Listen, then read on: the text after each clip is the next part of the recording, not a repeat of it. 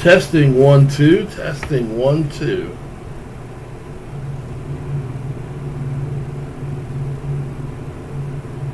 Testing 1 2. Testing 1 2. All right. Testing 1 2. Testing 1 2. All right. Testing 1 2.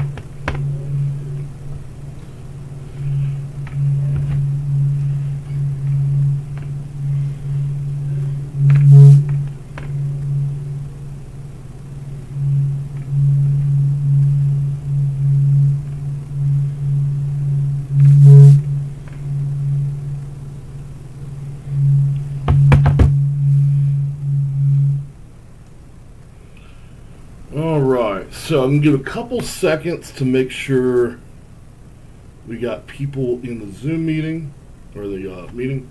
I don't see any yet.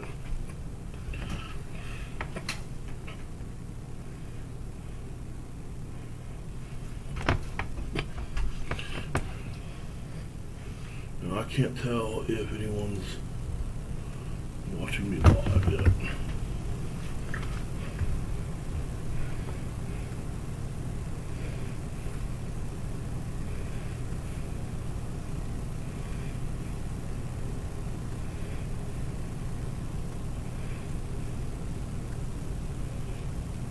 Corey, good morning, buddy.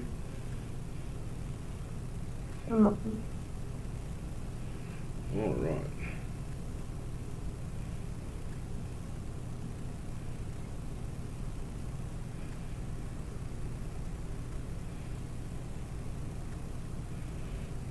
Let's see. I don't know. I got to check. Corey, give me 1 second. I got to check to make sure the classroom is there and hearing me. I don't see anything in the live chat, so I don't know if they're there yet.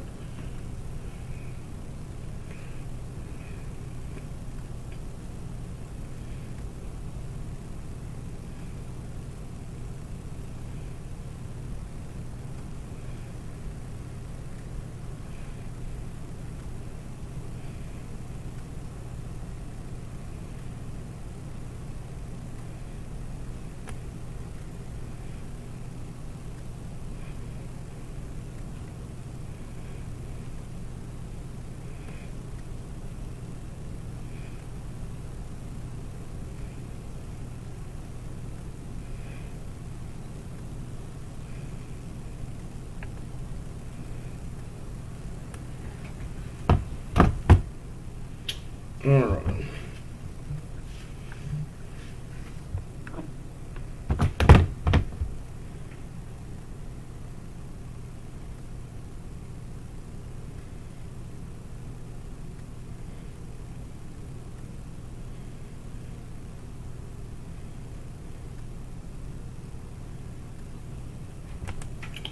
All right. I still don't see anybody in there. Give me 1 second, Corey.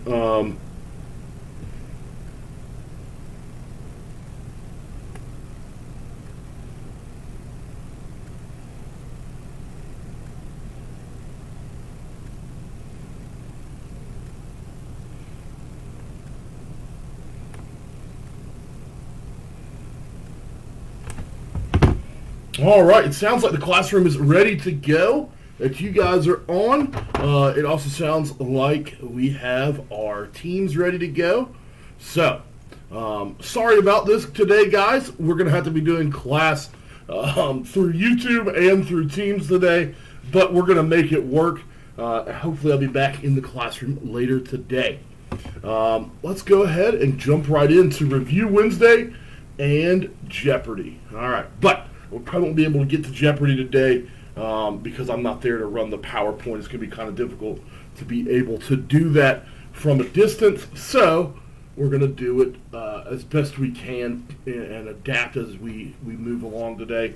One of my favorite sayings is Semper Gumpy, always flexible. So we're going to be flexible today, and we're going to make this work. All right. So today is Review Wednesday, 2/10 the 21st.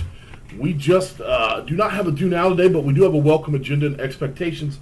We are going to do a standards, objectives, and essential questions We're going to review 1.5, 1.6, 1.7, and 1.8 today.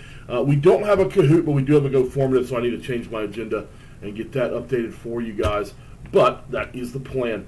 Here are my expectations for you in the classroom and you online. Today we will have a great class. We will learn something new. We'll have fun. We'll follow champs, and we'll win Beat the Teacher. If you're in the classroom today, our conversation is going to be at level 0. If you need help, you need to raise your hand. Our activity today is taking notes and making sure we're getting this information down. Our movement is going to be stationary participation. We're going to be working individually today. Guys, if we can do all that, it will lead to success. All right, and of course, we want to win Beat the Teacher. And Miss Darren is going to be helping keep track of that. She will make sure that you guys are meeting my expectations. And if you do, then I will reward you tomorrow before your test. The essential questions is, what is the purpose of government? And of course, I know you guys know this right now. That, of course, is to defend your rights. Our standards come from 1.5, 1.6, 1.7, and 1.8. We're going to go through them very quickly. 1.5 says we're going to identify how the weaknesses of the Articles of Confederation led to the writing of the Constitution. 1.6, we're going to interpret the intentions of the Preamble of the Constitution. 1.7, we're going to describe how the Constitution limits the powers of government through the separation of powers and checks and balances. And 1.8, we're going to explain the viewpoints of the Federalist and Anti-Federalist regarding the ratification of the Constitution and inclusion of a Bill of Rights.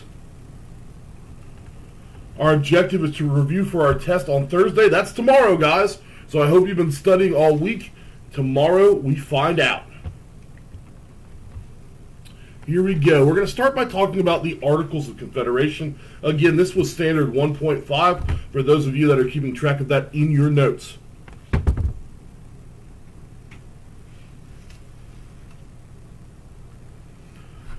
On July 4th of 1776, the Continental Convention writes the Declaration of Independence. This made the 13 colonies into one state, led by a Continental Congress. In 1777, the Founding Fathers had to set out our first Constitution. That was the Articles of Confederation, that being the first Constitution that was written by our government. A Constitution is a document that tells us how the government is set up and how it works. Think of it like a rule book for government. So yesterday we talked about the Magna Carta. That would be the first Constitution ever written. In 1215 AD, the Magna Carta was the first constitution ever written. Now, it wasn't a constitution for the United States. It was for the Kingdom of Great Britain. However, it is a founding document that would later inspire future constitutions, like our Constitution and the Articles of Confederation, which was written in 1777.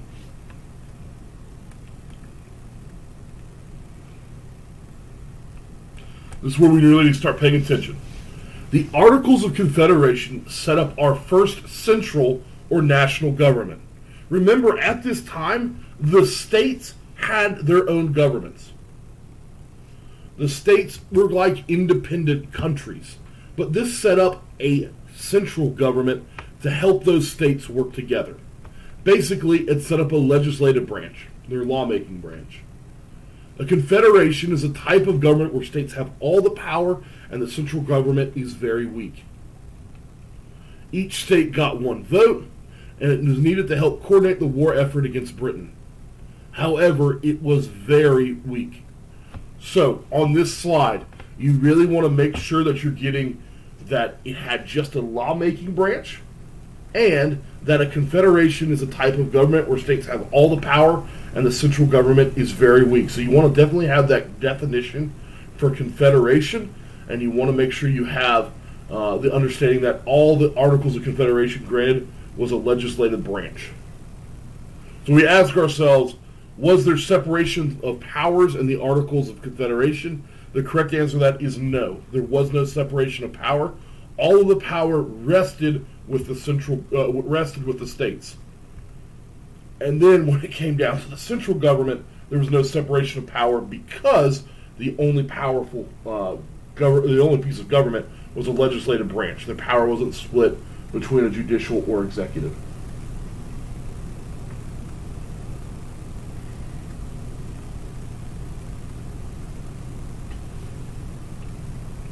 Give you a couple more seconds on that slide before we got to move on.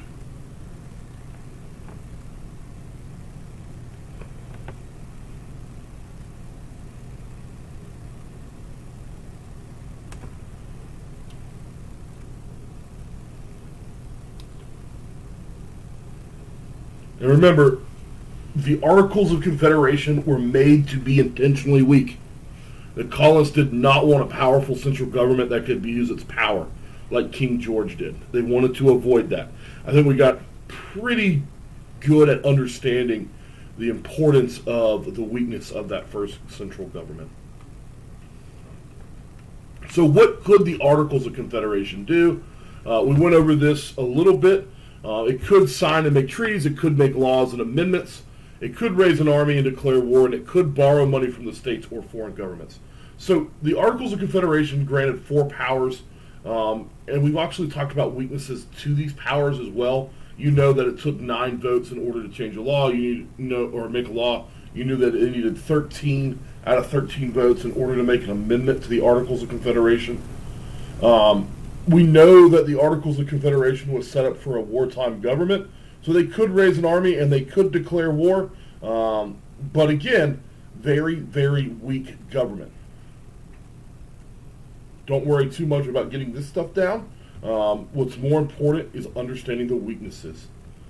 And these weaknesses showed up during Shae's Rebellion. Shae's Rebellion was a rebellion of farmers who were angry about taxes. There was no executive branch at the time, so they couldn't put down the rebellion. State militias had to break up the rebellion. It was led to the Constitutional Convention, and in the Constitutional Convention, the representatives from each state met to fix the Articles of Confederation and realized they couldn't fix it. So Shae's Rebellion is that moment in time we realize the Articles of Confederation is flawed. It's really going to make all the weaknesses evident and clear to the framers of the Constitution. And it's going to help guide their hand when they create the new Constitution for our country.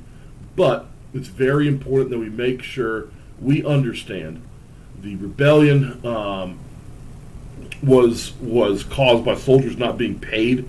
And where does that money come from? Well, it's supposed to come from taxes. But the Articles of Confederation didn't grant that power.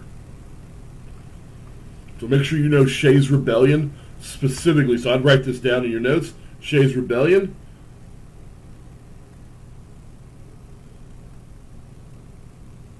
led to the writing of the new Constitution. Shae's Rebellion showed the flaws in the Articles of Confederation. So Shae's Rebellion led to the new Constitution, showed flaws in the Articles, or showed the flaws of the Articles of Confederation.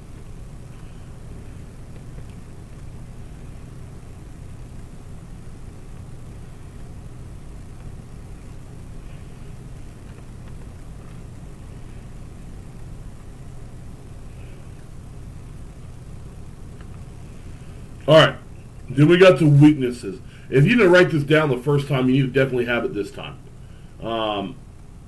These were the 6 weaknesses. Technically, we did 7 weaknesses of the Articles of Confederation. So number 1, Congress had no power to tax. All right, government was always short on money. Government could not collect taxes, and they had to ask the states to voluntarily give money. Well, look, guys, the states never wanted to give them money. All right, I really can't blame the states for doing that because how were they connected to the central government? They really weren't. Right? It was a weak connection. And because it was weak, why would the states give money to a weak government? You didn't provide them with anything. So, because of that, it was always short on money. They had no money, so no paychecks for the soldiers in the Continental Army. We talked about how different people tried to prop up our government at that time, paying massive amount of money to pay the soldiers, but even that wouldn't work because there's just too many people to pay. We were broke. This would lead to Shae's Rebellion, clearly not being able to pay those soldiers back for their service during the Revolutionary War. On top of that, Congress had no power to regulate trade. Trading with other countries was difficult. States had different trade policies, and they fought with each other over that. I believe I told you this before. Georgia and South Carolina Both grew rice as one of their crops early on, and they both were trying to set up trade with France, and they were competing in those same trade lanes, which created a lot of issues, and they almost went to war with each other over rice. So we want to make sure we understand how important it is that the government regulates trade and not the states, because that's 13 different entities all trying to compete for the best deals and trying to make sure that they beat their rivals in trading. Right, the other states, they want to make sure they're better than the other states when it comes to trading. They want their products to get more recognition on the market, to get bought more, and so when it came down to it, it was a very bad thing, and we almost had two states go to war against each other over rice at this time. Congress didn't have any power to enforce its laws. Any laws that Congress passed, most of them didn't, but any laws that they could have passed, they couldn't enforce them. They relied on the states to enforce them. And then if the state didn't want to follow the law, they just wouldn't. There's no way to put the state in line. So even if they passed the law, there's no way to enforce it. There's no way to make sure that people are going to follow it. Even if you do pass it, right, they're not going to do it. People in states could ignore laws without consequence. There was no way to enforce it. There was no judiciary and no executive branch to make sure it happened. Continuing on with the weaknesses, we look at the national government lacked a national court system, so there was no judicial system. Here's the separation of power piece. There was no way for the national government to interpret laws, and it could not settle disputes among the states. So when we look back at the rice dispute, there was no judges to step in and make sure that that situation was handled correctly. There was no way to determine who was right and who was wrong. On top of that, if someone broke the law, how can you interpret if they broke it or not? How can you punish them without a judge looking into it? Because there were no judges, no court system, there was no way for the states to get along in a proper manner, and this led to a lot of tension.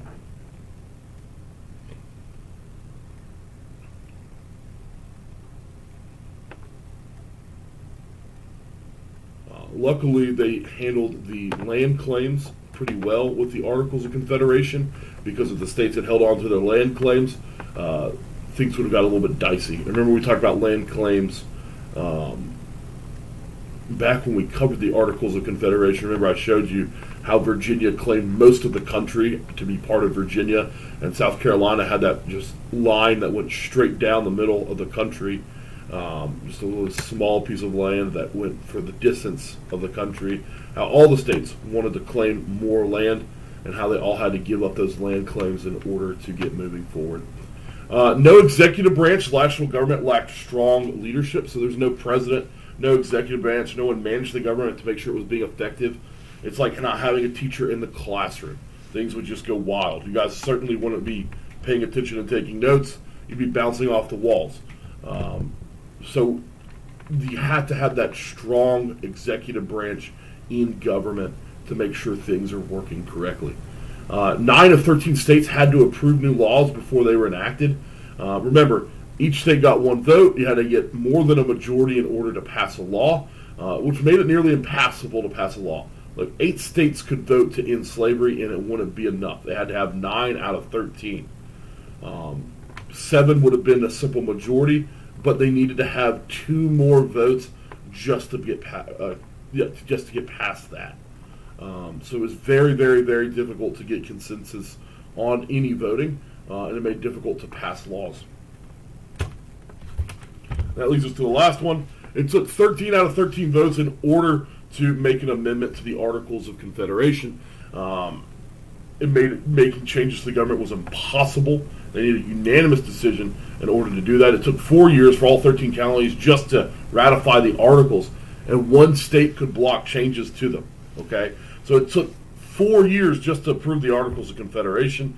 That's why when they came to the Continental Convention, they realized there was no way to fix the Articles of Confederation that was going to meet all the sides of the argument, and so they scrapped it. And what did they scrap it for? Well, they scrapped it for the U.S. Constitution. And how do we begin the U.S. Constitution? Well, it begins with the Preamble. The Preamble is the introduction to the U.S. Constitution, and it established the 6 goals and purposes of government. The first one is to form a more perfect union. So, some of you have memorized the preamble to the Constitution. You can go ahead and follow along with me. We, the people of the United States, in order to form a more perfect union, establish justice, secure domestic tranquility, provide for the common defense, promote the general welfare, and secure the blessings of liberty for ourselves and our posterity, do ordain and establish this Constitution for the United States of America. So our very first goal of the preamble was to form a more perfect union. It's to improve on the Articles of Confederation. Look, they know it's not going to be perfect, but they understand that it's going to be more perfect than what they had. They understand that the old system was broken, so they had to do something to fix it. They're not hoping for a miracle, they're just hoping for something better. And that's their goal, is to improve what government is in the United States. Second, they want to establish justice. They want to maintain public order, rule of law. People need to be treated fairly and equally. So establishing that justice. Remember, we just talked about in the weaknesses of the Articles of Confederation, there is no way to enforce law. This is a way to do it. They want to establish justice, make sure everyone is treated fairly under the law, and that the rule of law exists.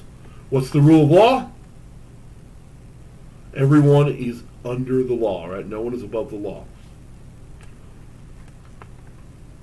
Ensure domestic tranquility. They want to protect citizens from internal conflict. We think specifically to Shae's rebellion. They're going to have to stop that. So when we come to the preamble, guys, what I would like for you to do is make sure you're writing down at least the 6 goals. At the very least, the 6 goals. So, form a more perfect union, establish justice, ensure domestic tranquility. Get that down. I would also recommend putting down something to help you remember what each of those things means. So, more perfect union, I would just put improve on the Articles of Confederation. Establish justice is establish rule of law. And then ensure domestic tranquility, I'd put prevent conflict like Shae's rebellion.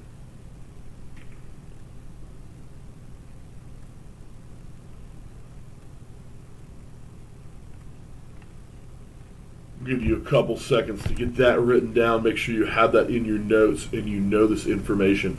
Know how it relates to the Articles of Confederation and the weaknesses we saw there, and how this could relate possibly to the ideas of, or the ideas we discussed yesterday with John Locke and Montesquieu, and then the 4 important documents that helped guide us. So think about how does this relate to the English Bill of Rights or the Magna Carta or the Mayflower Compact, right? We talked about Mayflower Compact, rule of law. We talked about self-government, right? Remember, we start the preamble with "we the people." That's reflecting that self-government. That's also reflecting back to John Locke. All right, so I believe you've probably got this by now. Provide for the common defense. We want to protect citizens from external attacks. Think about Great Britain or Spain. We want to make sure that we're defending ourselves. So remember, the United States at this time has gone to war with Great Britain.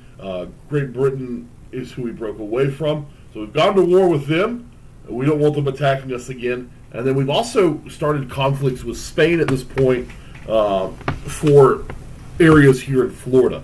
So our area here in Florida was contested by the United States. We really wanted Florida. We thought it was a pretty good piece of land.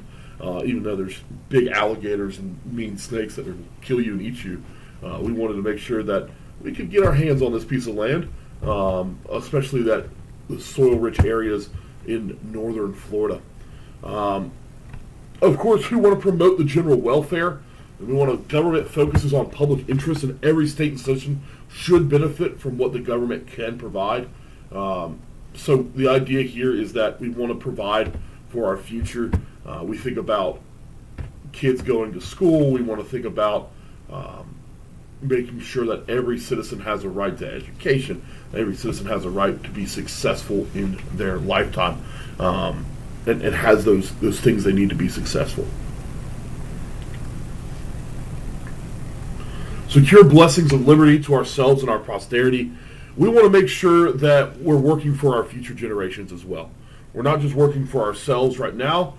We want to create a paradise for liberty. So From here on out, we want to make sure that our next generation, the next generation has the same advantages that we have growing up here in the United States, that we're continually the most successful, most powerful country in the world. It finds its foundation here with securing the blessings of liberty, that we want to make this country into the greatest country on earth. It was this idea that we were here, we call it manifest destiny. We're going to go from one coast to the other. We're going to be a shining light to the rest of the world. That is the goal of the preamble, is to establish that. So again, we the people of the United States, in order to form a more perfect union, establish justice, ensure domestic tranquility, provide for the common defense, promote the general welfare, and secure the blessings of liberty to ourselves and our posterity, do ordain and establish this Constitution for the United States of America.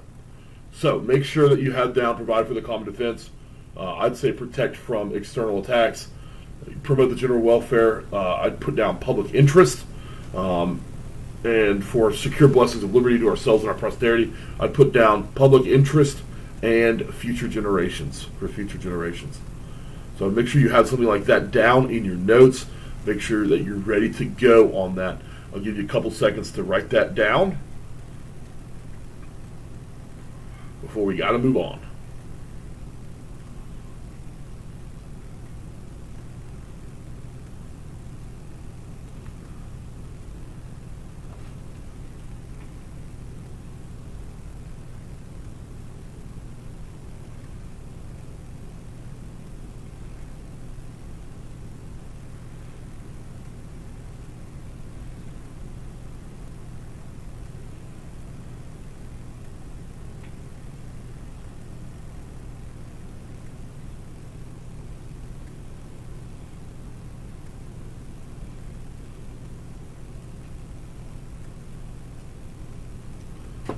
All right.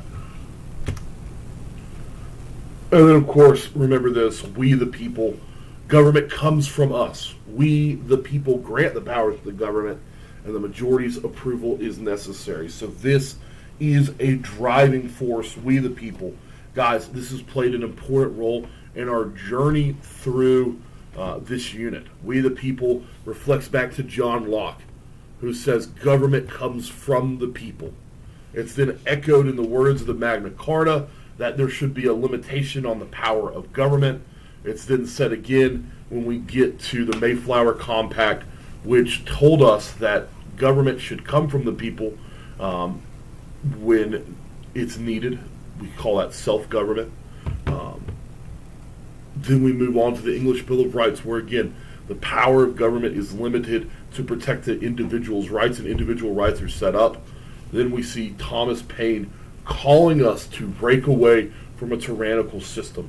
Those words are echoed when we get to the Declaration of Independence, when in the course of human events it becomes necessary for a people to break away from others, to dissolve the political bands which have connected them with another, and that we hold these truths to be self-evident, that all men are created equal, and that government derives its power from the people. Those words are said in the Declaration. They're echoed here in the preamble.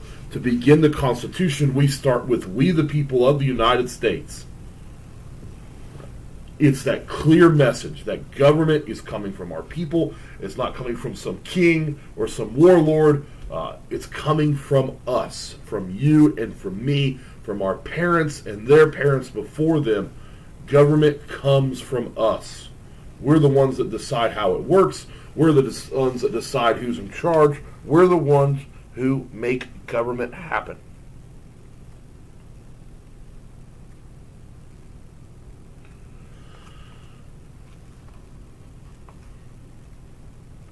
All right, 1.7. So we're 2 standards left. 1.7, checks and balances. All right, so checks and balances, limited government and natural right. Limited government and natural rights are 2 things that we need to make sure we remember.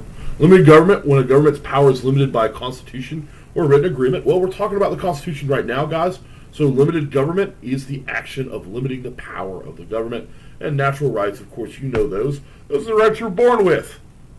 And the 3 that we talk the most about are life, liberty, and the pursuit of happiness. Separation of powers comes directly from Montesquieu. We want separate branches of government: legislative, executive, and judicial. Each has its own power and responsibility. No more monarchy. Guys, a monarchy is a king. In a monarchy, the king has all the power. No one else has any power. It's just the king.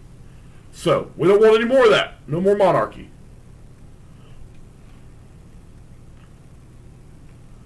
Checks and balances. Each branch has some oversight of the other two branches.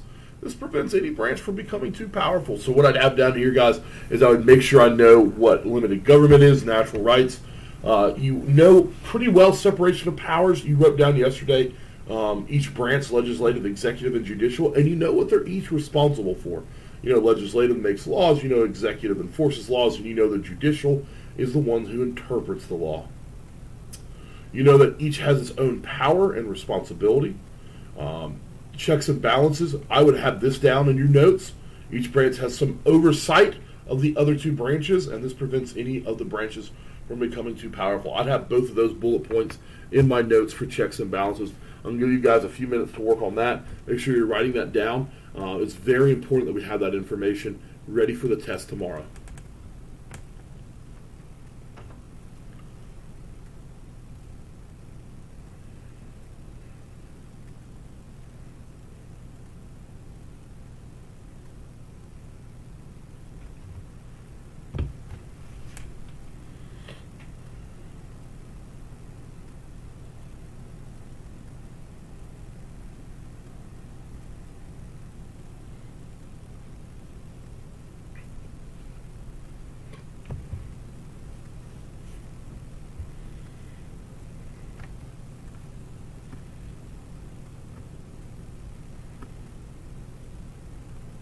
I'll give you about another minute, and then we're going to move on to our next slide.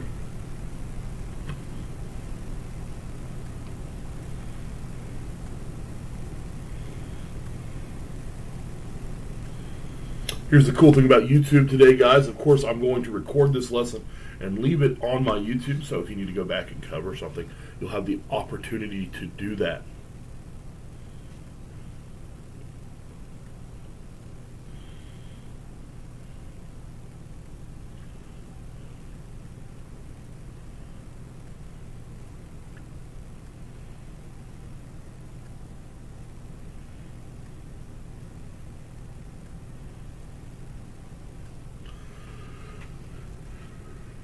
All right.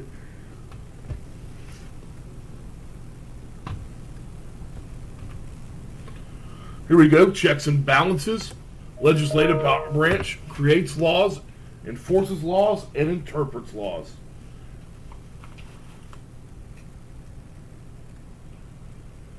All right, legislative branch. They create the laws and they control the federal government. They can impeach the president and other executive branch positions.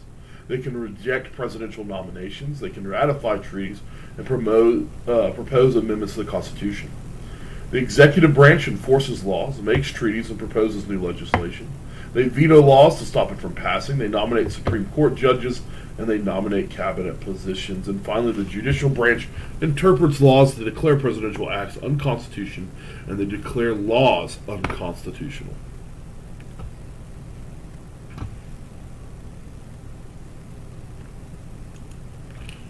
Sorry about that, guys.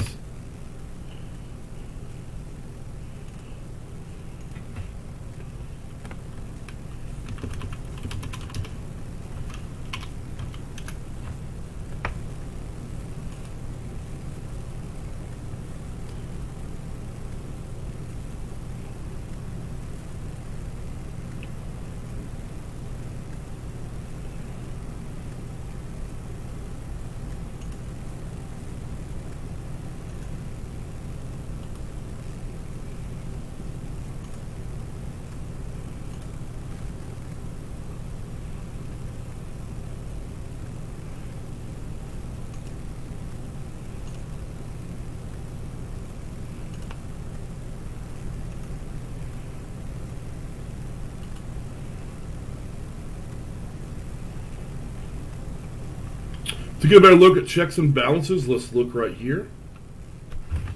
The hat would be the executive branch. The building is Congress or the legislative branch, and the gavel and balance would be the judicial branch or the Supreme Court.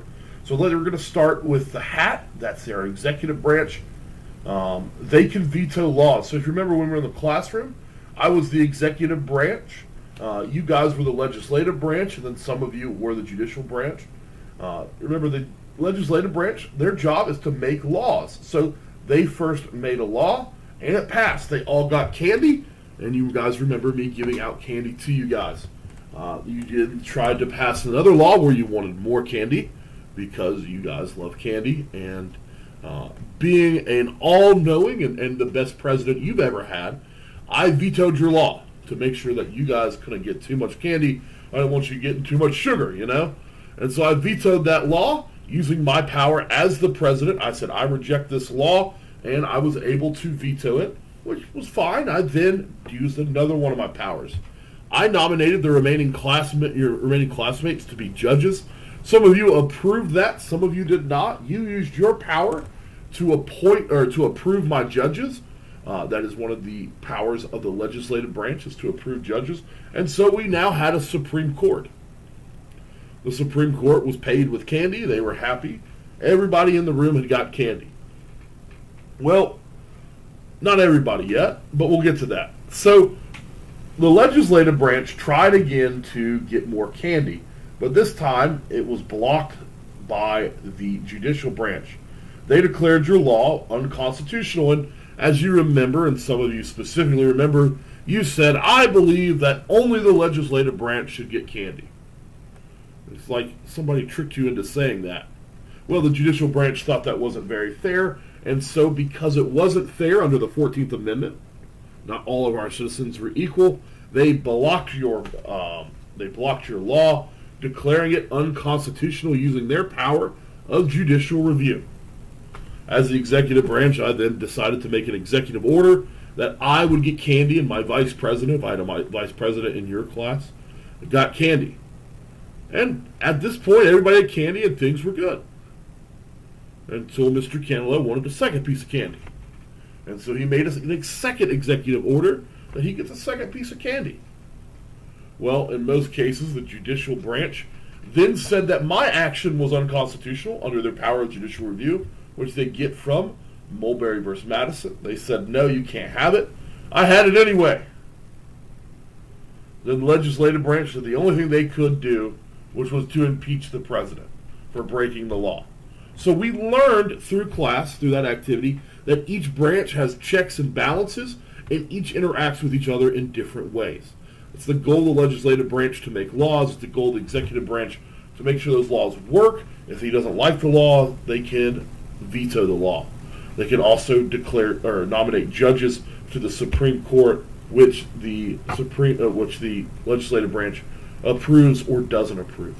So each branch has a control over each other to make sure our government works, and not any single one of them is more powerful than any other. So make sure you know how checks and balances work in our government. It is very important for your quiz tomorrow, or for your test tomorrow.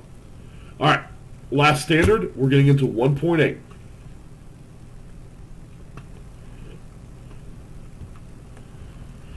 All right. So Federalist versus Anti-Federalist. We started in 1.8. We started talking about the Federalist viewpoints first. Remember that they were pro-Constitution. They liked the way it was written. They didn't want a new national. They wanted a new national government that protects people in every state. They didn't want to list individual rights. They thought there was more protection if they didn't. Remember, we looked at that Alexander Hamilton quote from Federalist 84. Federalist 84. That said that when you list out rights, you inevitably lose rights that you don't list. We talked about the necessary and proper clause, or the elastic clause, where Congress makes laws in order for them to carry out their job, as long as that law that they make is necessary and proper. We talked about the Federalist Papers, written by James Madison. George Washington didn't write many of them, but he helped. And Alexander Hamilton. We remember that James Madison is the author of the Constitution, and Alexander Hamilton wrote many of the Federalist Papers to argue for the creation of the Constitution. So what you really need to know with Federalist is you really need to know the difference between the Federalist and Anti-Federalist on their viewpoints. We went over that for some time. You have that in your guided notes from 1.8. I would highly recommend making sure you know that. We're not going to get too deep into 1.8 because this was our most recent unit, our most recent standard, and you guys can review that pretty easily. Then we get to 1.8, the Anti-Federalist. They were against signing the Constitution as it was written. They really just wanted to make minor changes to the Articles of Confederation.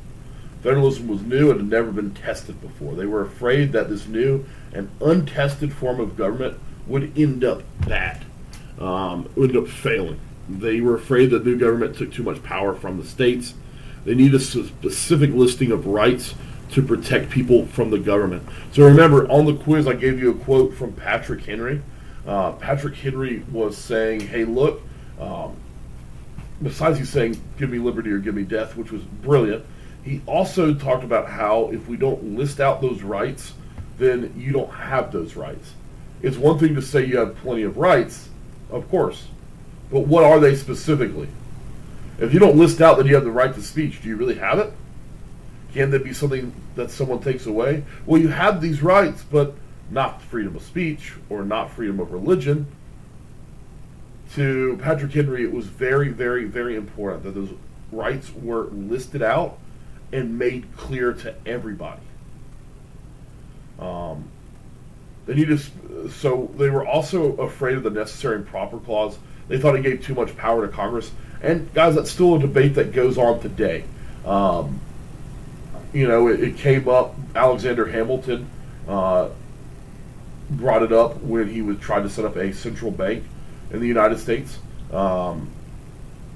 It's been used over and over and over again, and will continue to be used. The necessary and proper clause. There is some gray ground there, right?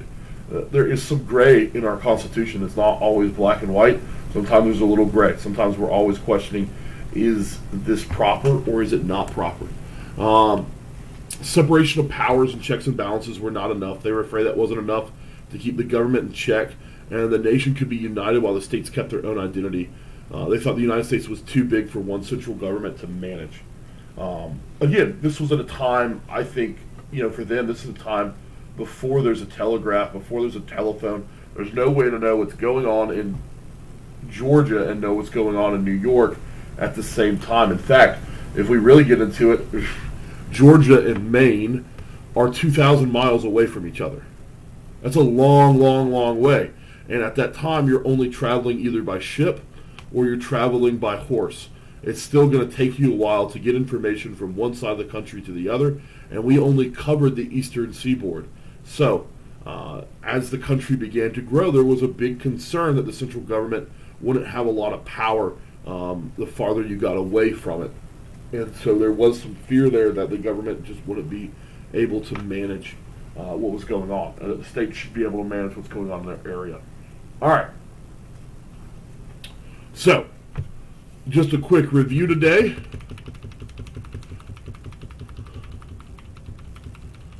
All right. So we started out by covering the Articles of Confederation. We figured out what it could do and what it couldn't do. We went over Shae's Rebellion. We talked about the problems with the Articles of Confederation. The weaknesses of the national government. We went over the 6 of those.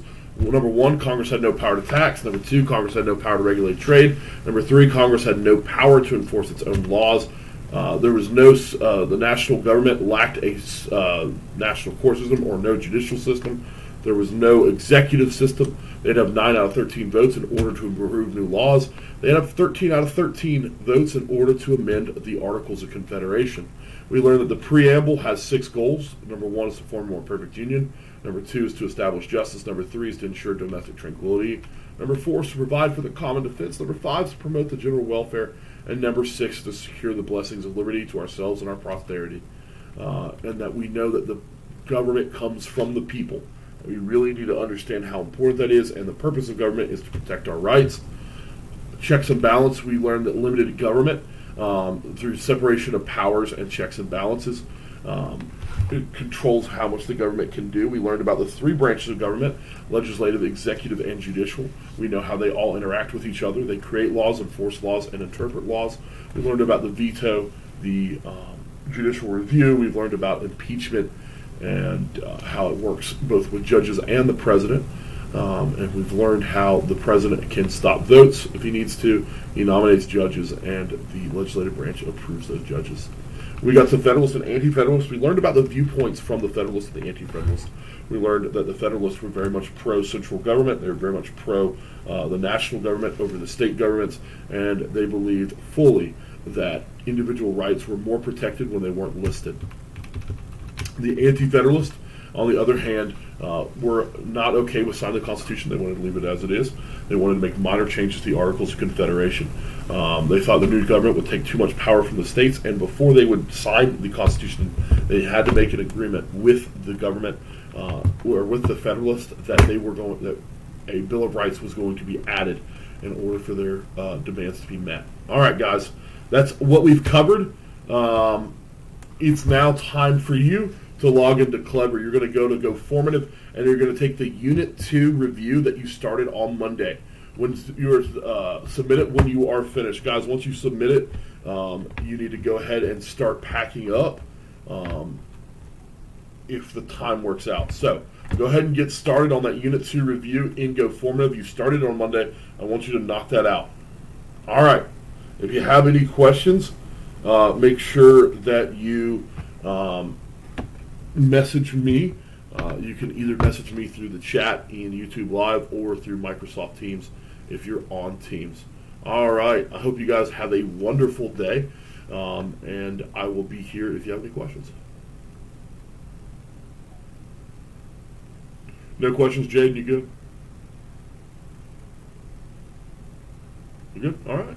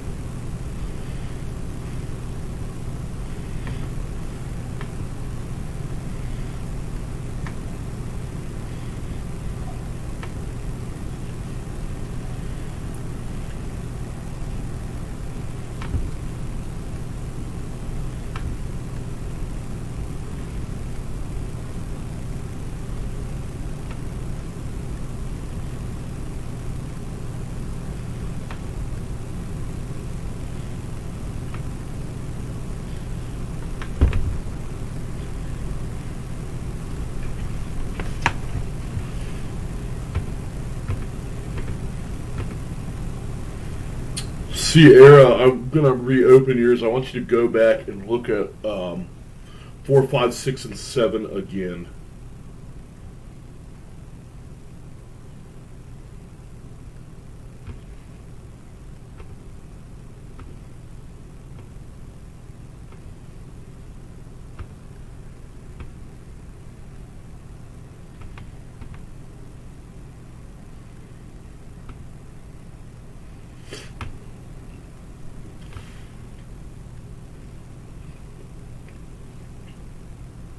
Chris, look at 6, 7, and 8 before you submit. Layla, I'm opening yours back up.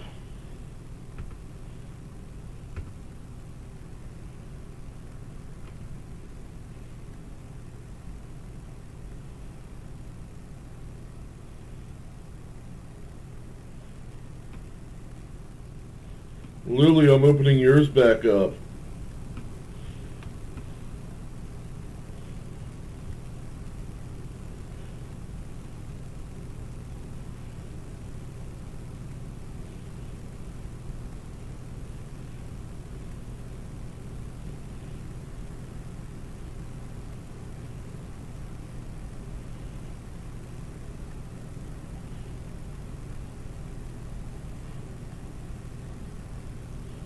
Good job, Austin.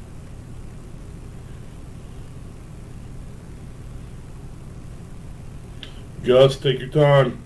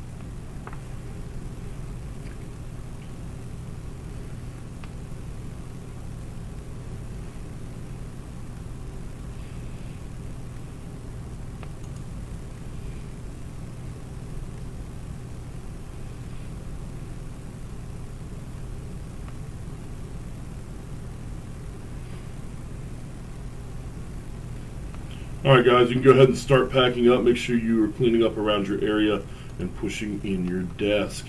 If you have not finished submitting, you need to do that. If I spoke about you specifically, I want you to redo your quiz. Gus, I'm going to go ahead and open yours back up. I want you to do it again tonight. Take your time, read the questions.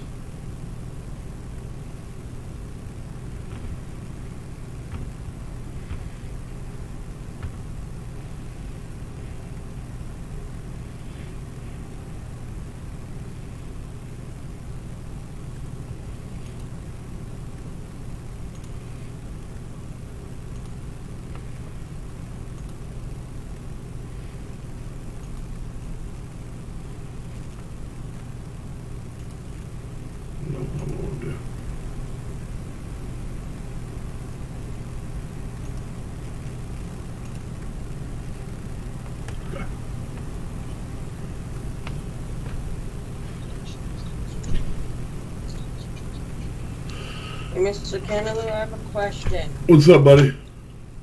So yesterday I kind of missed some notes. Yeah. So I missed the first notes that you went over? Or did you, so the only thing I got was, let me find it. Yeah, so hey, I'm going to put the PowerPoint up again.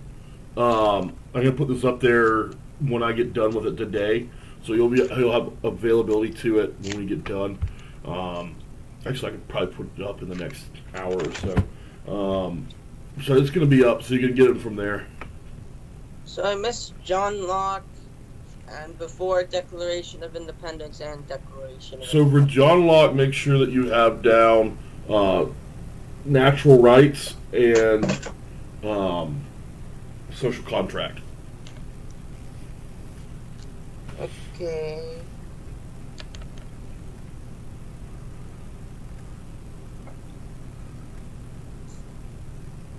And what about the Declaration of Independence? Did you miss?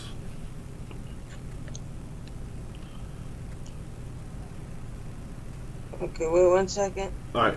Yeah, hold that question for a second. I'm going to grab some water, and then we'll get started in this next class. Okay. So when's the test again? Tomorrow.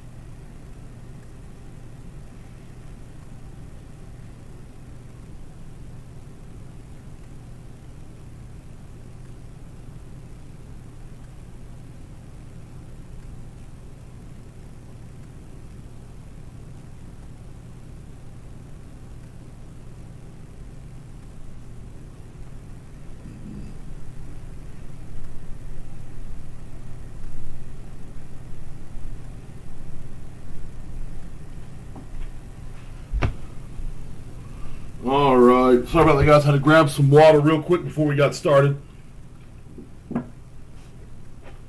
Okay. So, good morning and welcome back. Glad to have you guys here on this foggy Wednesday morning. Today is the 10th of February. For you in the classroom, I'm out today briefly. Hopefully be back in very soon. For you guys on Teams, that means I just don't have my camera up because I'm on my computer at home. It doesn't have a camera. So, I still expect your cameras to be on, though, and I can see you guys through Teams. If you have any questions, make sure you put them in that chat bar so I can help answer them.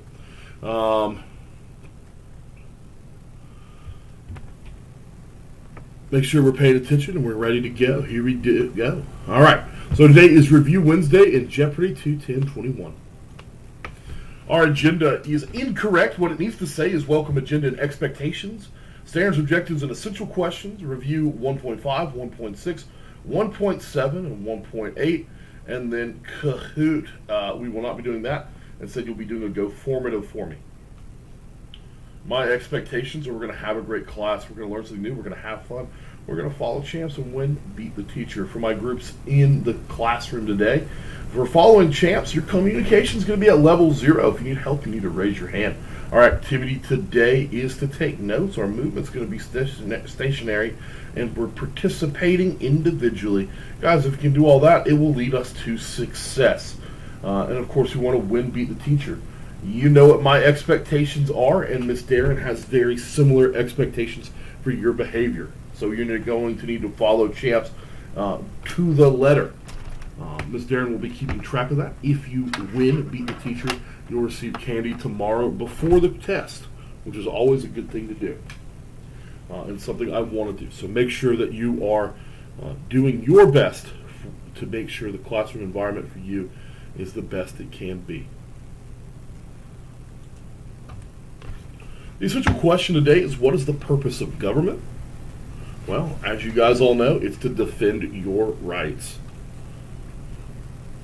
All right, we're covering 4 different standards today. The first is from 1.5. It says we're going to identify how the weaknesses of the Articles of Confederation led to the writing of the Constitution. We have 1.6, which says interpret the intentions of the Preamble of the Constitution. 1.7, describe how the Constitution limits the powers of government through the separation of powers and checks and balances. 1.8, we're going to examine the viewpoints of the Federalists and Anti-Federalists regarding the ratification of the Constitution and the inclusion of a Bill of Rights. Our objectives to review for the test on Thursday, which, come believe it or not, is tomorrow. So we want to make sure we're ready for that. All right, starting out, Articles of Confederation. This is standard 1.5. This is where we really start talking about constitutions. It's the first constitution of our country. On July 4th of 1776, the Continental Convention wrote the Declaration of Independence. This made the 13 colonies into one state led by a Continental Congress. Well, it was 13 independent states, but the idea is they're one country now, led by a Continental Congress. Now, this did not create a federal government. Instead, it just said, we are breaking away from you. In 1777, the Founding Fathers had to set up our first Constitution. We call this first Constitution the Articles of Confederation. This is not the first Constitution ever written. In fact, this is just the first one on our continent. If we really want to get into it, the first Constitution that was ever written, you've studied, and that was the Magna Carta. All right, so the Magna Carta was the first Constitution ever written. It limited the power of the king. We echo that again with the Articles of Confederation, which was our first attempt at government. The Articles of Confederation did do a couple things correctly. We talked about all of its failures in the past. It did help remove the land claims that each state had. We talked about how each state claimed a lot more land than they really had. And it also created a system, created the name for our country. It came up with the United States of America. All right, so that we get our name from the Articles of Confederation. That's the first time our country is named as such. A constitution tells the government how it is set up and how it works. It's like a... So, what do you need to know from this slide? You need to know that the Articles of Confederation was our first constitution, and you need to know that the Constitution is a rule book for government. So again, Articles of Confederation is our first constitution, and it's a rule book for government.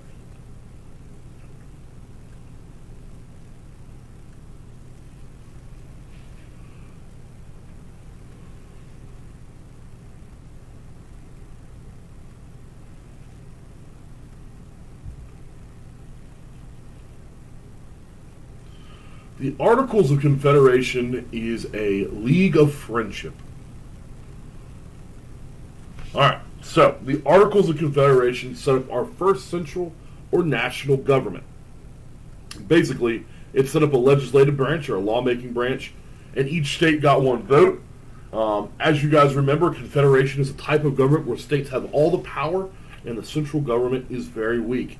It was needed to help coordinate the war effort against Britain. However, it was very weak. This was done intentionally. The colonists didn't want a powerful central government that could abuse its power. So, when we talk about this slide, a couple things that are very important to make sure you know. Articles of Confederation set up a legislative branch. That was it. There was no executive branch. There was no judicial branch. In essence, there is no separation of power because there are no other powers. It's just a legislative branch. You need to make sure you know that. All right? So, you're going to write down Articles of Confederation, legislative branch. Only. You're going to write down each state gets one vote.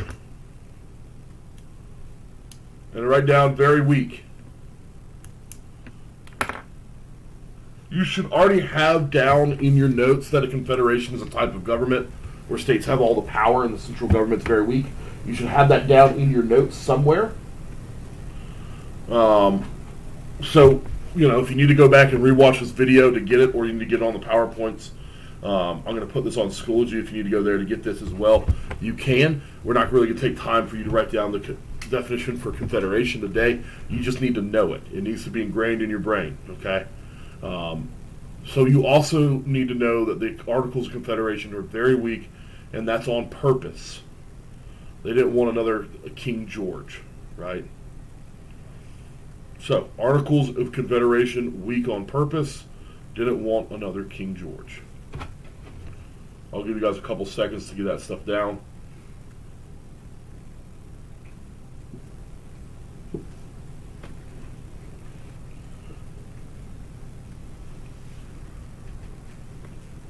Sir, what was before that? Before what? Before the, so there was a slide before it. The last thing you said, what was that? The slide before this is the last thing I said. The Constitution is a rule book for government.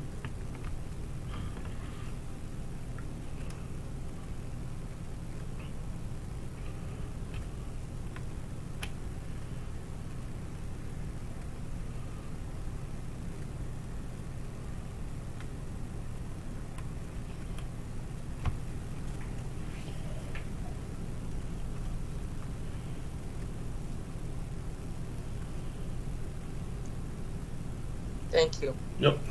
All right. So on this slide, you want to make sure you have that the government was very weak. King George was abusive of power. They didn't want to make sure that didn't happen again. Each state had one vote, legislative branch. Good. All right. So what could the Articles of Confederation do? Well, it could do four things. It could sign and make treaties. It could make laws and amendments. It could raise an army and declare war, and it could borrow money from states or foreign governments. Now, well, the reality of this is very clear for us, and we're not going to write down too much on this slide. Yes, the Articles of Confederation, they could make laws and amendments. But did they make laws and amendments is the bigger question. I guess the answer to that you should already know pretty well. It's no. They had the power to do it, but they couldn't do it. Because remember, a couple of the limitations to the Articles of Confederation, they had to have 13 out of 13 in order to amend the Constitution. You had to have 9 out of 13 in order to make a law. Yes, they had the power to do it. That doesn't mean they can do it. They could make treaties. There's the treaty at the end of the Revolutionary War. Articles of Confederation helped with that. That was about the only time that was used. They could raise an army and declare war. However, we've watched when they tried to raise an army during Shae's rebellion, they weren't able to do it. So even though they had that power, it wasn't used. They also didn't have to declare war during the time the Articles of Confederation were in effect.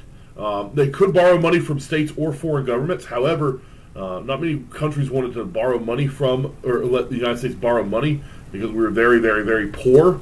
And on top of that, we couldn't borrow money from the states because they didn't really think it was important to give the federal government money. Why would you give money to something that's so weak that it can't enforce its own laws?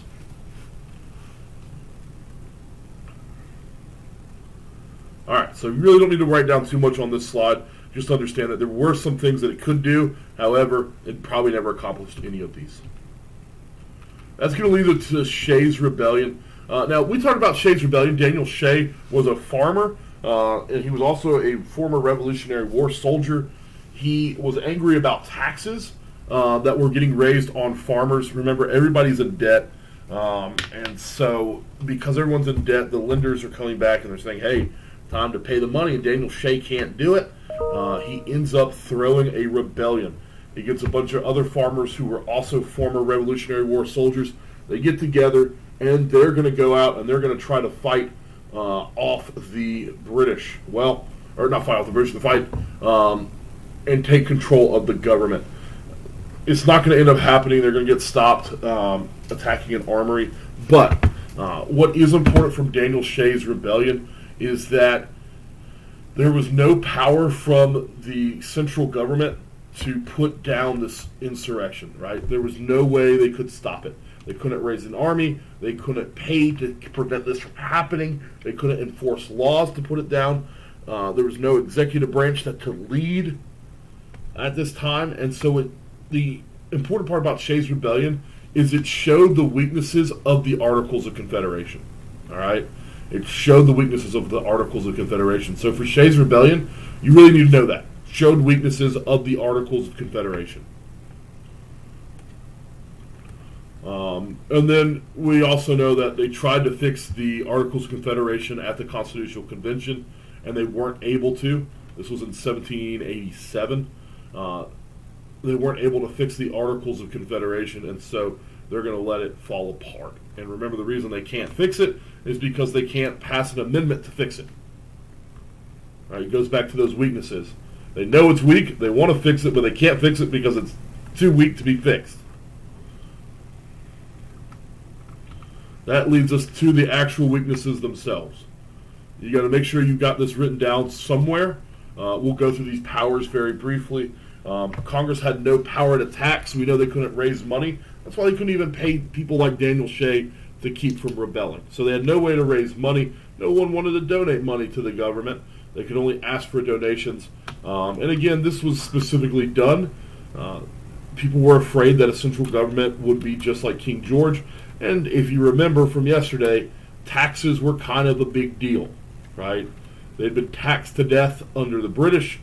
They're kind of nervous about anybody else having the power to tax, so that's why they didn't give the central government the power to do so.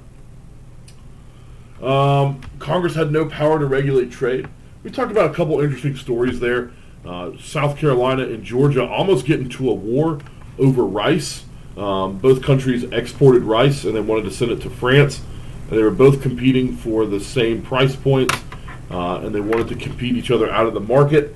And they weren't quite able to do that, and because they both had tension about it, they were going to fight each other because the central government couldn't regulate trade between the states. Congress had no power to enforce its own laws. So, if Congress even passed a law, which was unlikely, as we know, even if they had passed it, they had no way to make sure people were going to follow it. So if it's been something like, hey, everyone's got to wear a seatbelt, there's nobody to make sure that you're wearing a seatbelt, or that states are enforcing the law that everyone should wear a seatbelt. There's just nothing they can do about it. Yes, it's a good thing you passed the law. Unfortunately, there's no way to make sure people are actually listening to that law. All right, so as we're going through this, just make sure you have this stuff down somewhere. Your weaknesses, you should have these memorized by now. National government lacked a national court system, so there is no judicial system in the Articles of Confederation. There's no way to make sure that issues between the states were settled. There's no way for the government to interpret law. And so it was hard to tell which state even owned a piece of land, right? Everybody was competing for the same stuff. And so there was very big difficulties with not having a judicial system. There was no executive system. There was no law. There was no executive branch. There was no leadership to make sure the country was going in the right direction, or that issues were handled when they needed to be handled. No one managed the government to make sure it was being effective. Like a no teacher in a classroom to monitor behavior, right? If Miss Darren wasn't there right now, you guys would be bouncing off the walls. Thankfully, she is there to make sure that you're not. 9 out of 13 states had to approve new laws before they were enacted. So remember, to make a law, 9 out of the 13 states had to agree. All right? That means something like 8 states could have voted to end slavery during the Articles of Confederation. That's more than a majority, right? Majority is 7 out of 13 could pass a law. Ideally, you would want the majority to pass the law, but they were looking for something crazy. 9 out of 13. That's more than the majority, right? That means an outrageous amount of people had to vote in order to pass a law. It should just be a simple majority, but they're afraid that some states are going to exercise their powers over others, and so they made it 9 out of 13 in order to pass a law. It really turned out pretty poorly for our country. And finally, in order to amend the Constitution, you needed 13 out of 13 votes. This is why it took so long just to ratify the Articles of Confederation, and it took even longer to replace it. They realized at the Continental Convention in 1787 that there's no way to change the Articles of Confederation because you have to have a unanimous decision. Just one state could block something.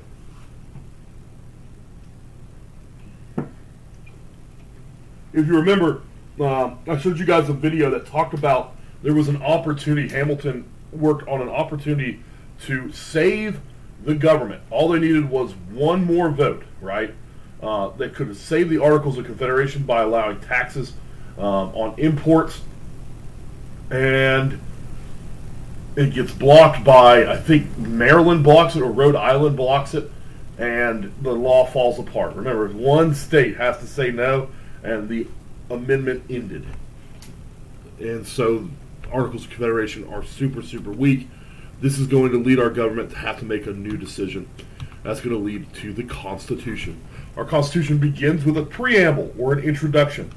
Our preamble goes like this: when we, the people of the United States, in order to form a more perfect union, establish justice, secure domestic tranquility, provide for the common defense, promote the general welfare, and secure the blessings of liberty to ourselves and our posterity, do ordain and establish this Constitution for the United States of America. I hope you've been memorizing this, guys. I asked you to memorize it when we got to the preamble. It was really going to help you with that quiz. Hopefully, if you have it memorized, it's going to help you with this test. If you don't have it, there's still time.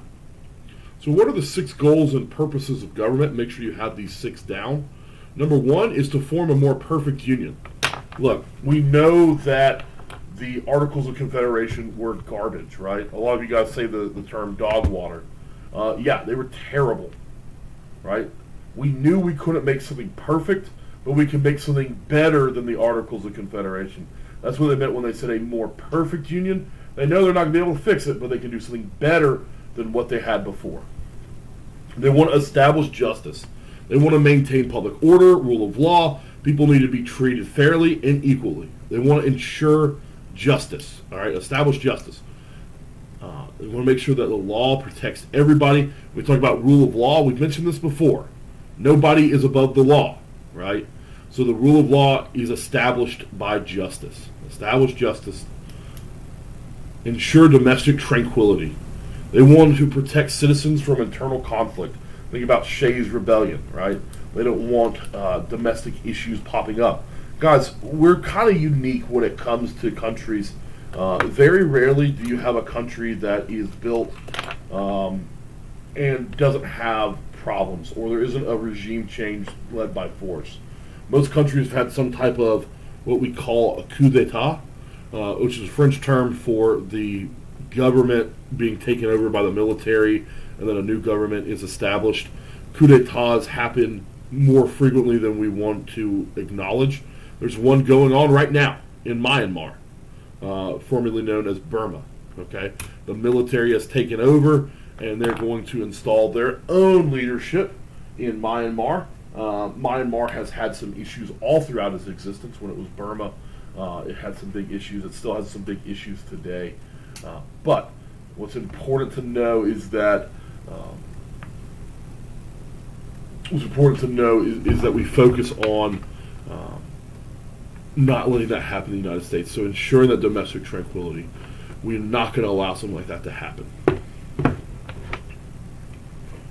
All right, so those are first three. Make sure you had down to form a more perfect union, establish justice, ensure domestic tranquility. The Preamble. Continued. We want to provide for the common defense. We want to protect citizens from external attacks. Remember, we have just been in war with Great Britain. We want to make sure that doesn't happen again. It will. In 1812, the United States will go back to war with Great Britain. But we also want to protect ourselves from aggressors in the region, like Spain. Spain at this time controlled most of the of South America and Central America. They controlled Florida, and they controlled parts of the Caribbean. They were a military power, surely to be frightened of. They discovered a huge swath of the Americas.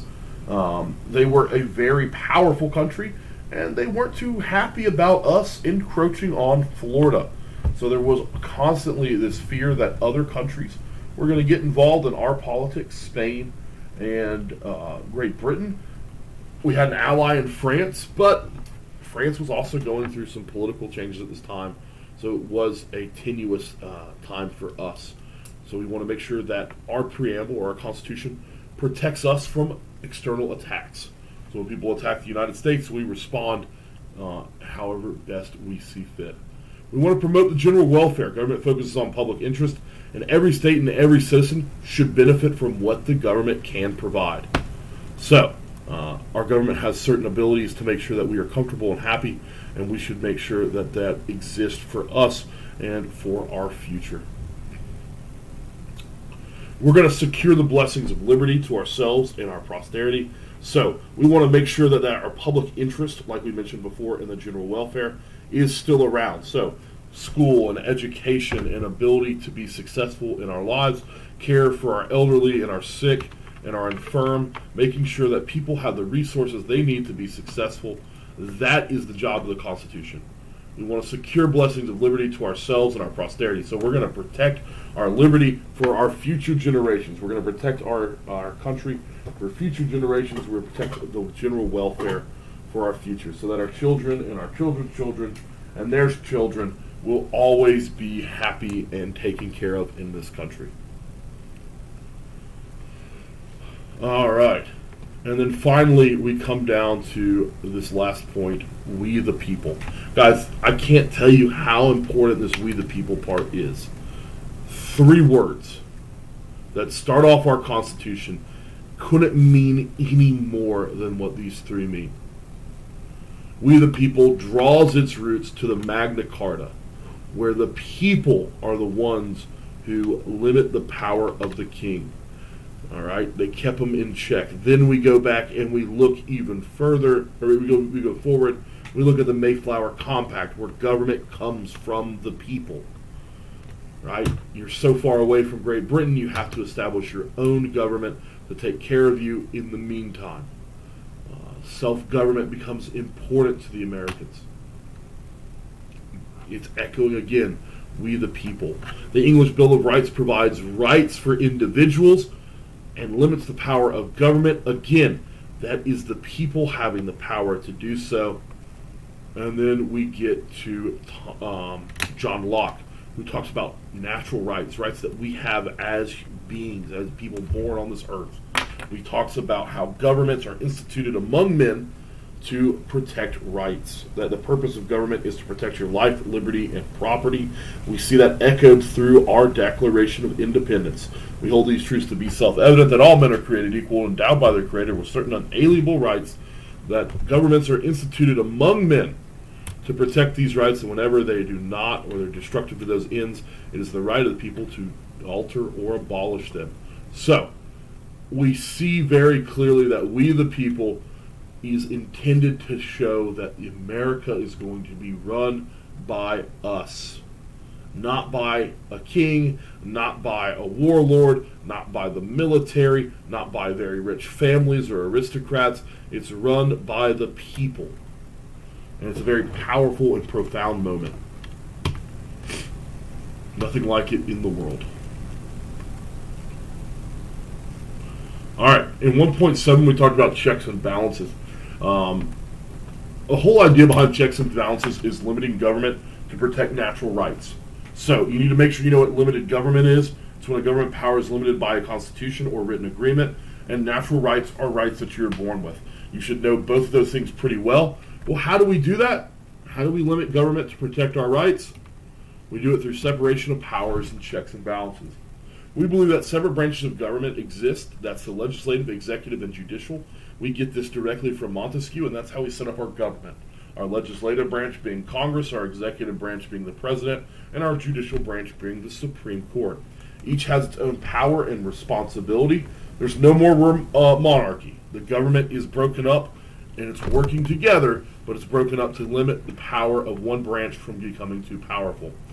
Through checks and balances, we're able to provide each branch with some type of oversight over the other two branches. So, the legislative branch has a way of oversight in the executive and judicial in the executive and legislative in the legislative and judicial. So each has some oversight into other branches, and this prevents any of the branches from becoming overly too powerful. So you need to know the ideas of separation of power and checks and balances. Where this comes from, of course, is Montesquieu.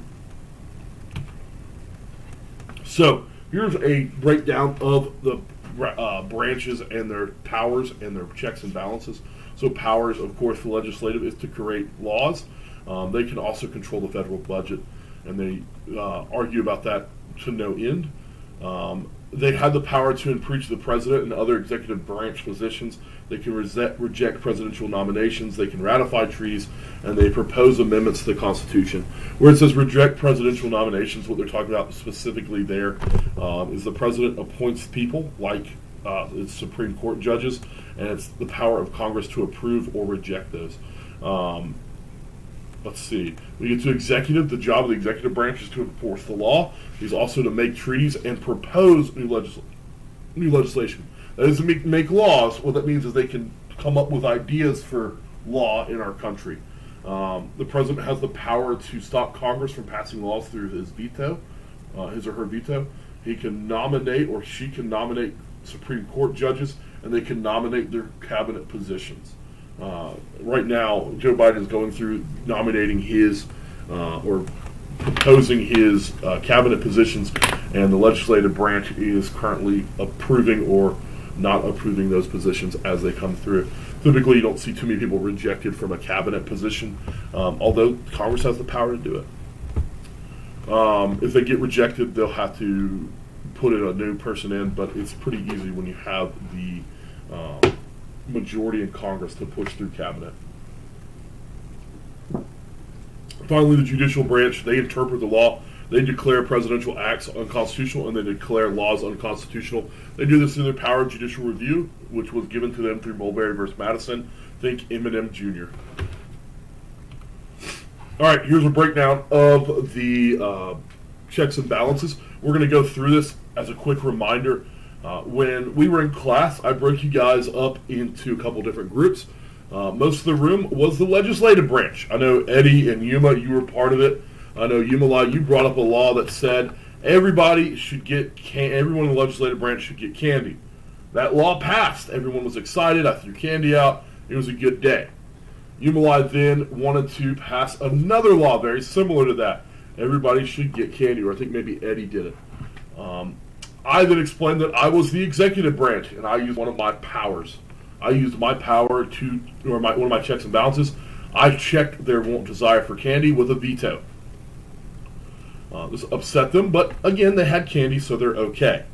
On the other side of the room, there were a group of students that didn't have a job yet. I asked them to stand up, and I used my power as the president to nominate judges. So I nominated my judges. Then I'm 90% sure, I can't remember directly, but I believe our legislative branch shut me down and said, no, we're not going to approve them. And I forced it through anyway. Not really a power of the president, but I needed it for describing this scenario. So our judges are set up, and they're ready to go. The judicial branch is ready to go. And I give them candy as their reward of becoming judges. Now, again, our legislative branch wants to pass a law, but this time they say only legislative branch members should get candy. I don't have to veto it because our judicial branch says that's not fair, and they say that the law is unconstitutional. They're using judicial review. They look at it and say it's not fair. It doesn't follow the 14th Amendment. All citizens are equal. Not all the citizens were equal very clearly, and they blocked it, which was exactly what they should do. At this point, I said, hey, look, I am the executive branch. I'm going to use my executive power to get myself a piece of candy. And I did. And it was delicious. And then I decided that I needed a second piece of candy. And so I used my executive power again. But this time, the judicial branch acts and says my action was unconstitutional. And I said, you're right. You can stop me. However, I had a second piece of candy. And at that point, Congress erupted with anger, and they impeached me for breaking the law. So, what did we learn from that? Well, we learned how checks and balances work. Even in a small scenario, we realized that we could work to figure out how each of these has a check and balance on each other. All right, so our last standard we're going to get to today, and then you guys are going to do a formative for me, and you're going to get to studying. You'll have some study time. Mr. Cantelou will have to run out here in a few minutes. But let's get into Federalist versus Anti-Federalist. Guys, this is our most recent, so we're not going to spend overly too much time going through Federalist and Anti-Federalist, but we want to make sure we're paying attention. So in 1.8, we talked about Federalist and Anti-Federalist. Federalists were led by people like James Madison, George Washington, Alexander Hamilton. They argued their point of view through the Federalist Papers, which you can still read today. The Federalist viewpoints were this. They were very much for the Constitution, pro-Constitution, meaning they're for the way it was written. James Madison wrote it. Of course, he doesn't want to have to change it. He wrote it. He's happy with what he wrote. The new national government is going to protect people in every state. They don't want to list individual rights because they think that's more protection. Remember, we read Federalist paper number 84, where Alexander Hamilton argues that as soon as you start listing out rights, you inevitably lose other rights. So, you may have listed this right, but it doesn't mean it stays around. You have the possibility of losing it because once you list rights, the other rights are not guaranteed. Let's see. People were protected by the separation of powers and checks and balances. So the Federalists believed that checks and balances and separation of powers could protect people. They also viewed that they needed to have the necessary and proper clause. Remember, I showed you how that worked by drawing a circle and having you guys try to erase the dots as they showed up. At first, you couldn't do it on your own, and then you got people to help you out, and as you went through it, you came up with more laws. And remember, you used those laws to get your job done. Your job was to keep dots out of the circle. And you accomplish that by hiring people to help you do it, and then also removing the markers. So you learned that you can make laws, or Congress has the power to make laws in order to carry out their job or their or what they're described to do in Article 1 of the U.S. Constitution. There's 17 jobs that they have to do, or there's 17 powers that they have. Okay. Then we talk about the Federalist Papers a little bit. Again, those were written by the Federalists. What do you need to know here? Well, you need to know the Federalists were pro-Constitution. The Federalists did not want to list out a Bill of Rights, and that, yeah, pretty much that. So they didn't want to list out individual rights, and they liked the Constitution the way it was written. That's what you need to know.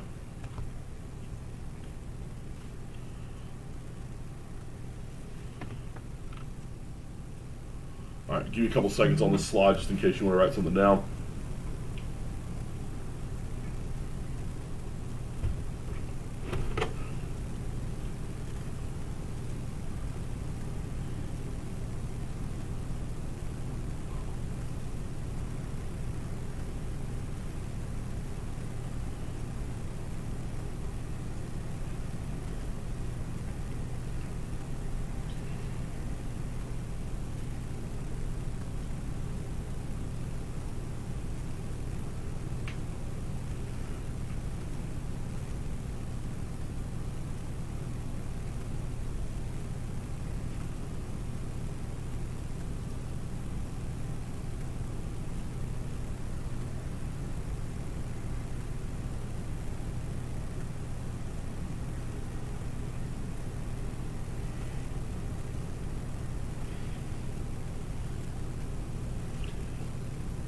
All right, let's talk about Anti-Federalist.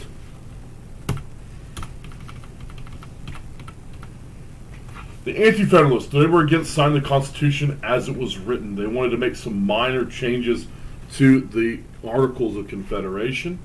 They thought federalism was new and never been tested before. They thought it took way too much power from the states, and they needed a specific listing of rights to protect people. We looked at the Anti-Federalist paper written by Patrick Henry. I think it was paper 95.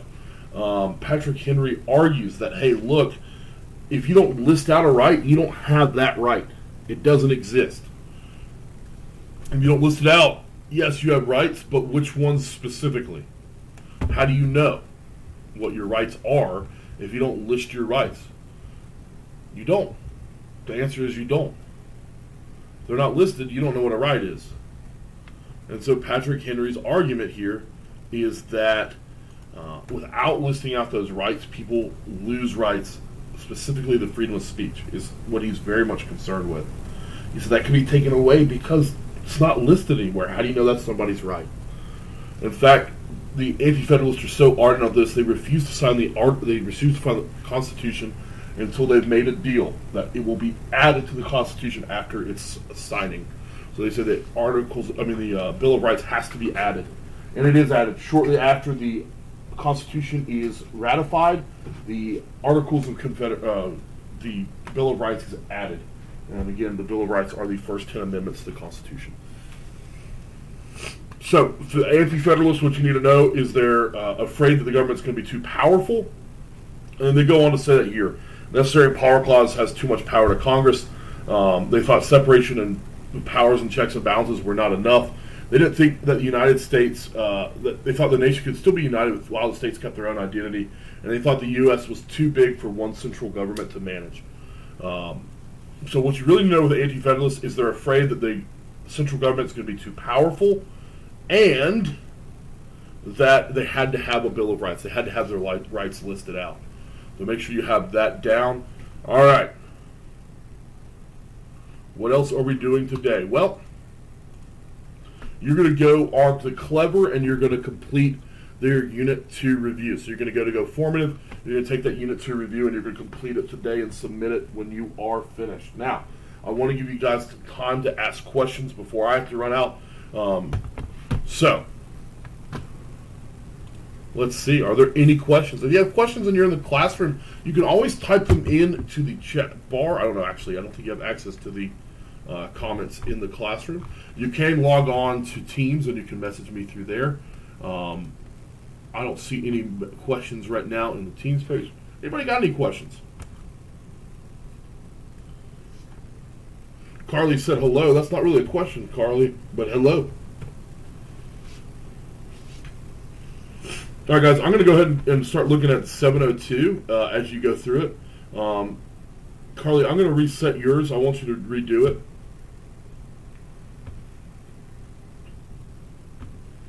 Can you post the notes on Schoology? Yes, I will. It's just going to take me a little bit to do it. Okay. All right, Carly, go back and look at yours. I unsubmitted yours. I want you to go back and look at them and see if you can fix some of them. Kenneth, I'm going to do the same for you. I already finished mine.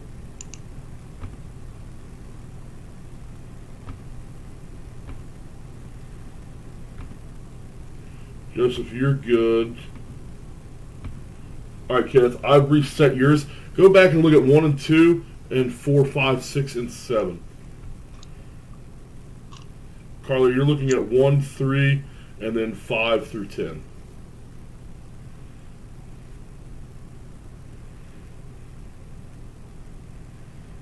All right. I'm going to go ahead and put this on Schoology real quick.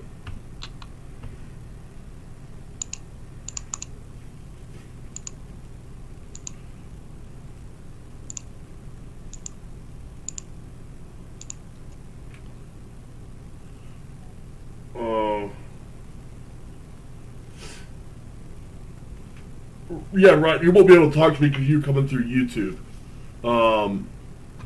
You'd have, Mr. Ferrelli, you're coming through YouTube. You'd have to get on Teams or to communicate with me, or you can have a student log into their Teams.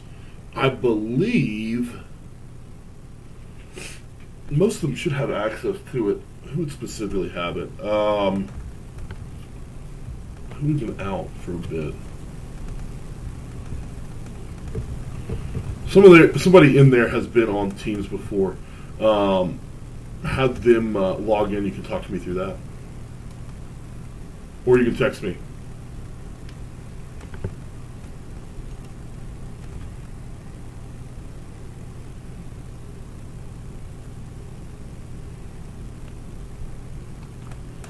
They're scrambling. Scrambling the jets.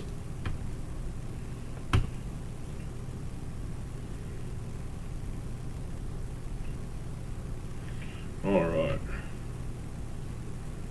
Oh, I'm going to put this in the review folder. No, I'll put you this.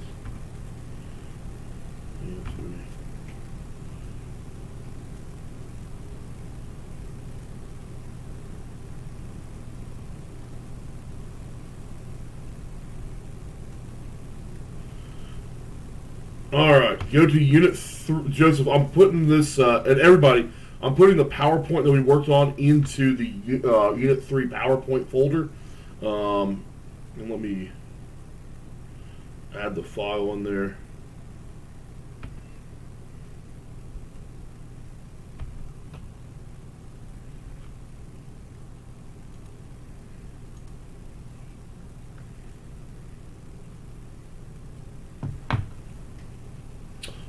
Look. Mr. Cantelou.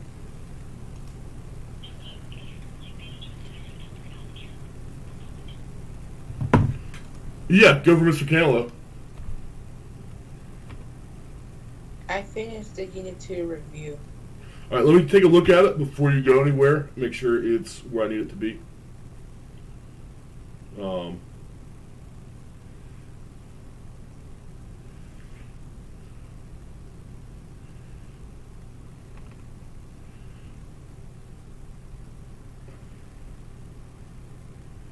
Okay, guys. So I'm adding that PowerPoint to your Unit 3 PowerPoints. I know it's going to say Unit 1 review. That's because for me, this is Unit 1, and for you guys, this is Unit 3.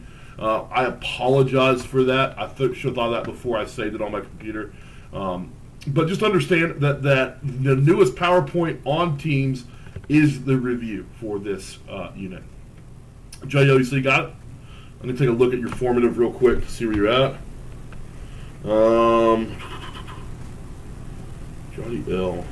Okay. Johnny L, that's pretty good, man. You did pretty good. All right, guys. So, making sure you're studying. Carly, make sure you go back, and I want you to look at number 1, number 2, number 5, 6, 7, and 8. You fix number 9. And look at number 10. Okay. All right. Any questions, guys? Okay, you see it now, Kelsey? Good. All right. Kelsey, are you in the classroom today? No, I'm not going to be here for the rest of the week, but I'm going to be here tomorrow. Okay, you're going to be here tomorrow? I'm at next week. Okay, just checking. I was just seeing if you had joined the meeting from inside the classroom. All right, good. Okay, so you're out. All right. Okay, guys, I have to run, but I'm leaving you in more than capable hands. Mrs. Darren is going to make sure that you guys are knocking out the Go Formative. Get that done. Layla, you're doing good. Keep working. Umalai, look at number 1 again.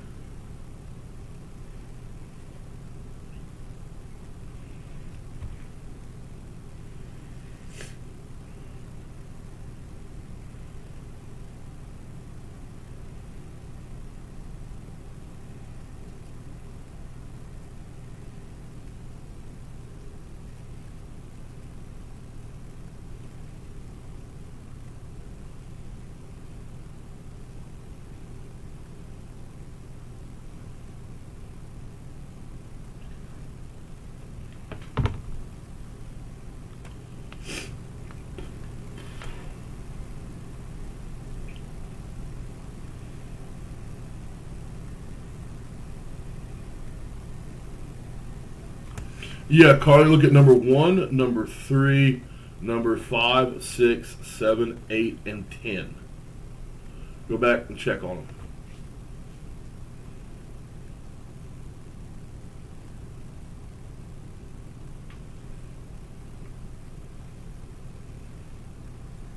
Yeah, no, you fixed number 9, Carly.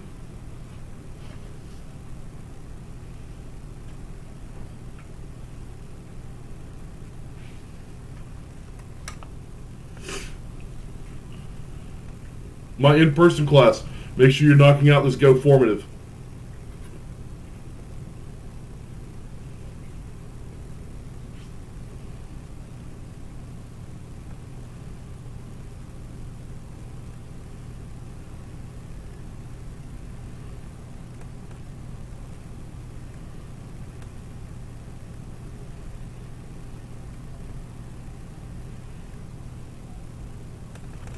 All right. Well, Mr. Cantelou has to run. You guys have a great day. I'm going to make sure that this stream is working for the next class. All right, guys.